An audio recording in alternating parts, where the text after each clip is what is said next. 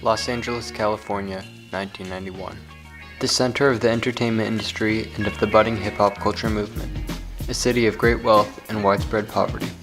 Synonymous with this wealth gap during the 1990s was a divide between the white and black people of the city.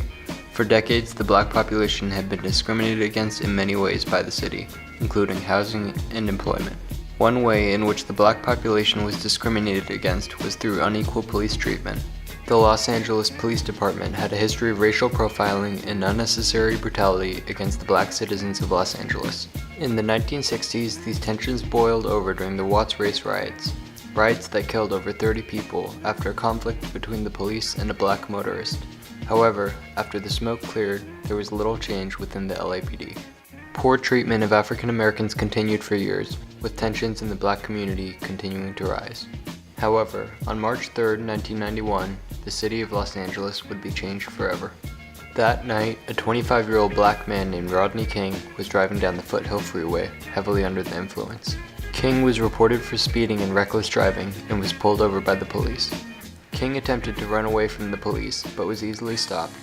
He was pushed to the ground and almost beaten to death by the police. Across the street, a bystander videotaped the incident.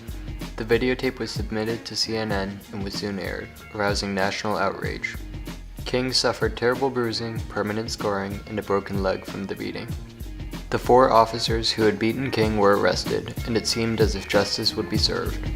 1 year passed, and the 4 officers were tried in court. Much to the shock of the city of Los Angeles and the nation, the officers were acquitted of all charges, despite the videotape that showed the unnecessary beating of Rodney King. As soon as the verdict reached the public, protests began. Initially peaceful, the protests called for equality within the justice system and in police matters. However, the pent-up anger of the black community was too much to hold back. Soon, the protests became violent. Rioters took to the streets, destroying cars and storefronts, in a rage over the years of suffering by the black community of Los Angeles. CNN reporter Robert Vito was live at the scene when the protests turned violent. On live television during the riots, Vito gave a short summary of one particular incident. The car pulled up to us, started screaming at us and throwing full bottles of beer at our truck. And needless to say, we turned the corner and got out of there quickly. And Robert, what were they screaming? Long live Rodney King, justice for Rodney King, and other things Justice, the ultimate goal of the rioters. The rioters wanted justice, not just for Rodney King, but for the years and years of racially charged injustices committed against the black community. The Rodney King verdict was the last straw for the rioters, who released their pent-up anger against the LAPD and the white community of Los Angeles in a fury. The rioters looked to attack any white person that entered the black neighborhoods of Los Angeles. The most famous instance of this was when a white driver was pulled out of his truck. Documented by local news, the truck driver, named Reginald Denny, was grabbed from his truck as it passed through the riots. 2 men began to beat Reginald Denny in a similar fashion to how the police officers had beaten Rodney King. Denny was left bleeding on the ground with serious injuries. Further violence caused the LAPD to limit their presence in the most violent neighborhoods out of fear for their policemen's lives. With the lack of police presence, many people turned to looting local businesses. Many were looting at the expense of their own communities, sending their communities backwards in exchange for personal gain. One community that was especially hit hard was the Korean ethnic enclave of Los Angeles. Korean-owned stores were especially targeted during the riots due to previous tensions between the black and Korean communities, partially caused by an incident during which a Korean shop owner shot and killed a black girl who was attempting to rob her store a month before the riots. After witnessing other stores being looted and knowing their stores could be next, Korean shop owners waited on their stores' roofs with guns, ready to protect their inventory. Businesses and buildings burned, and looters ran rampant in the streets, with little police presence to stop them. After 3 days of protests, riots, looting, and violence, the city of Los Angeles was crippled and burning. Many rioters had lost sight of the original cause of the protests, to fight against the senseless acts of violence committed against the black community for decades. The chaos of the riots had escalated to a point of hopelessness for many of the people of Los Angeles, black and white, poor and rich. In an attempt to end the violence and riots that had taken place in his name, Rodney King addressed the city of Los Angeles in an impromptu televised speech outside of his lawyer's office. I just want to say, Can we all get along? Can we get along? We'll get our justice. They've won the battle, but they haven't won the war. We'll have our day in court, and that's all we want. Rodney King's speech struck a chord with the people of Los Angeles. Much of the senseless violence began to cease. However, it would ultimately take the intervention of the U.S. Marines the following day to restore order and end the riots. After 5 days of violence and riots, the city of Los Angeles was finally calm again. But the riots left a substantial mark on the city and its people. The 1992 LA riots were the most violent and destructive conflicts in the history of Los Angeles.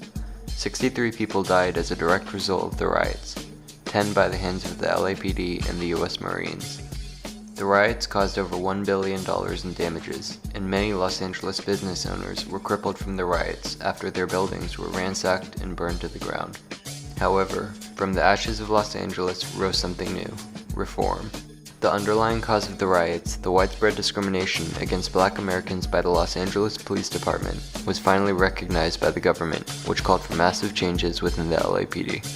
The federal government tried the 4 officers who beat Rodney King for civil rights violations, eventually reaching the verdict of 2 officers guilty, 2 acquitted. The 2 convicted officers served over 2 years in federal prison. Rodney King would eventually be awarded over $3 million for damages by the city. Instead of simply fixing their mistakes as they may have before the riots, the LAPD underwent massive internal change to prevent future riots from ever occurring. Police Chief Daryl Gates, who many had criticized for his lack of action regarding black discrimination both before and during the riots, resigned from his position. In the years following the riots, the LAPD drastically diversified, with better representation from Hispanic and Black officers. 1997 saw the first African American chief of the LAPD, with the induction of Bernard Parks. A major scandal involving police corruption in the late 90s allowed for greater reform, with the induction of the more progressive Charlie Beck as the new chief of the LAPD. The LAPD also learned from the riots that the black community would no longer be submissive to injustice committed by their department. Instead of ostracizing the black community as it once had, the LAPD began working with it to prevent future conflicts from occurring. This reform within the LAPD is still noticeable today. A recent public survey report found that residents of Los Angeles trust the LAPD more than any other public institution. The conversation started by the 1992 LA riots is still extremely relevant in today's society. The riots may have helped bridge the divide between the different cultural and ethnic communities of Los Angeles and the LAPD, but there is still discord within the city of Los Angeles. In 2015, the Los Angeles Police Department killed more people than any other police agency in the United States. Among those killed by the LAPD in recent years was Ezell Ford. Ford was an unarmed, mentally ill man who was shot to death by police officers in what was described by bystanders as a preventable death. Outside the city of Los Angeles, police brutality has been one of the most prevalent current events topics in recent years. Highly publicized police brutality incidents against Black Americans with similar acquittals to the Rodney King beating case have incited protests all across the nation. In Baltimore, for Freddie Gray. New York, for Eric Garner. What do we want? Justice! When do we want it? Cleveland, for Tamir Rice. No justice, no peace! Ferguson, for Michael Brown. The whole damn system is guilty as I said it. As shown by the continued injustice and unequal treatment of Black Americans by the nation's police, there is still drastic room for improvement in the police system across the United States. Improvement that America has shown it is willing to fight for. A fight set into motion by the 1992 Los Angeles riots for Rodney King.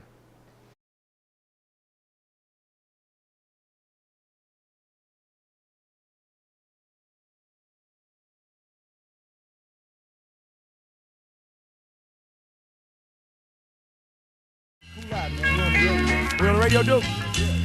Oh, alright. Let's peek this here. At night I can't sleep, I toss and turn. Candlesticks in the dark, visions of bodies being burned. 4 walls closing in, getting bigger. I'm paranoid, sleeping with my finger on the trigger. My mother's always stressing I ain't living right.